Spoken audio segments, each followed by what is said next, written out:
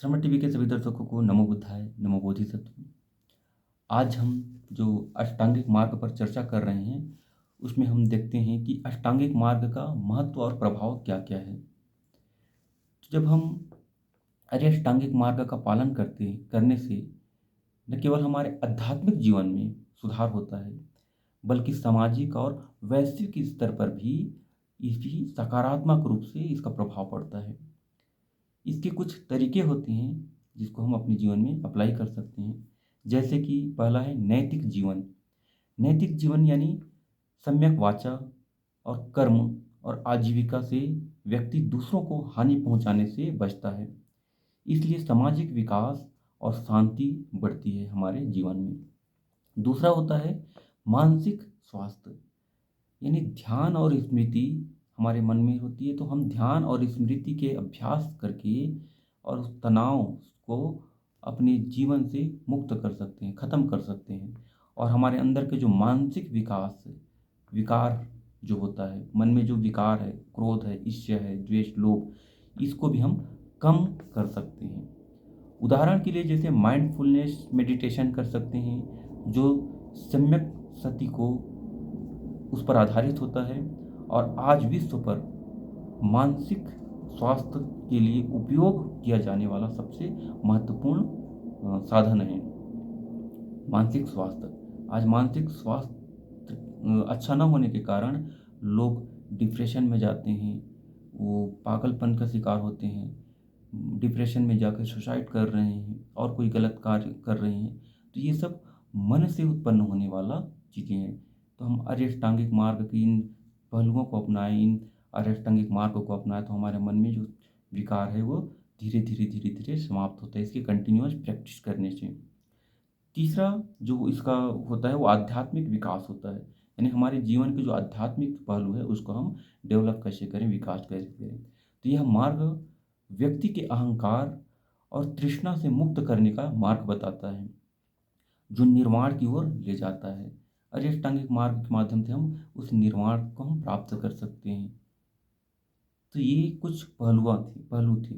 तो बुद्ध ने अष्टांगिक मार्ग इसलिए दिया ताकि लोग दूसरों के दुखों का कारण को समझ सके और नैतिक, संतुलित और जागरूकता जीवन को जीकर उसे निर्वाण की ओर प्राप्त कर सके।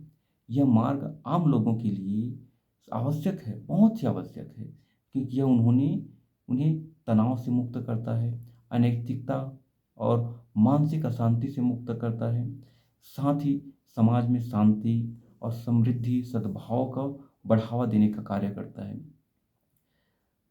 त्रिपिटक में एक ग्रंथ है, एक पुस्तक है जिसको हम धम्मपद कहते हैं, और यह ऐतिहासिक उदाहरण जैसे सम्राट अशोक के शिलालेखों में भी इसकी प्राथमिकता को और प्रभाव को प्रभावित किया गया है, प्रमाणित किया गया है, बताया गया है।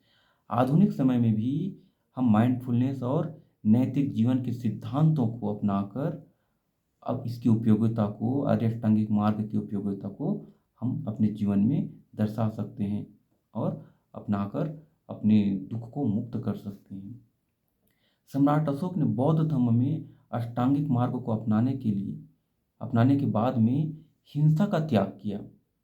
जो उन्होंने बहुत हिंसा करते तो हिंसा का त्याग किया और अपने शासन में अहिंसा, करुणा और नैतिकता को बढ़ाने के लिए उन्होंने इन सब चीज़ों का उपयोग किया और अपने राज्य में फैला दिया कि ये चीज़ें आपको धम्म नीति अपनानी है। उनके शिलालेख जैसे मेजर रॉक एडिशन के बारे में इस बात में प्रमाण मिलता है कि उन्होंने आम लोगों के लिए नैतिक जीवन के सिद्धांतों को लागू किया था। उनके हर शिलालेख में ये प्रमाणित किया गया है, लिख के दिया गया है। आधुनिक समय में हम देखते हैं कि दलाई लामा जैसे बौद्ध के जो गुरु होते हैं, धम्म गुरु होते हैं, उन्होंने अष्टांगिक मार्ग को विश्व शांति और व्यक्तिगत विकास के लिए इसके लिए प्रासंगिक मानते हुए लागू किया है और अपनाते भी हैं। परम पावन दलाई लामा जी विश्व में इसको लेके जाते हैं, विश्व के लोगों को बताते हैं कि अष्टांगिक मार्ग से आप कैसे अपने जीवन को सार्थक रूप से बना सकते हैं।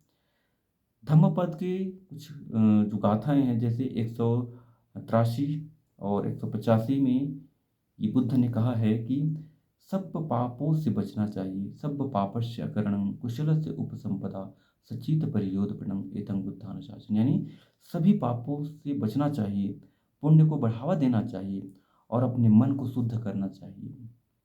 यही बुद्धों की शिक्षा है, यही अष्टांगिक मार्ग का सार है। बुद्धों की शिक्षा यानी जो 28 बुद्ध आए, उन्होंने शिक्षा दिया, यही बुद्धों की शिक्षा है, सभी बुद्धों की शिक्षा है। तो आज के लिए इतना ही। अष्टांगिक मार्ग का महत्व और इसके प्रभाव को हमने जाना, और इसे आप भी अपने जीवन में लागू करें, और लागू करके आप सुख शांति समृद्धि को प्राप्त करें, निर्वाण को प्राप्त करें और बुद्ध मार्ग पर अग्रसर रहें। आज के लिए इतना ही।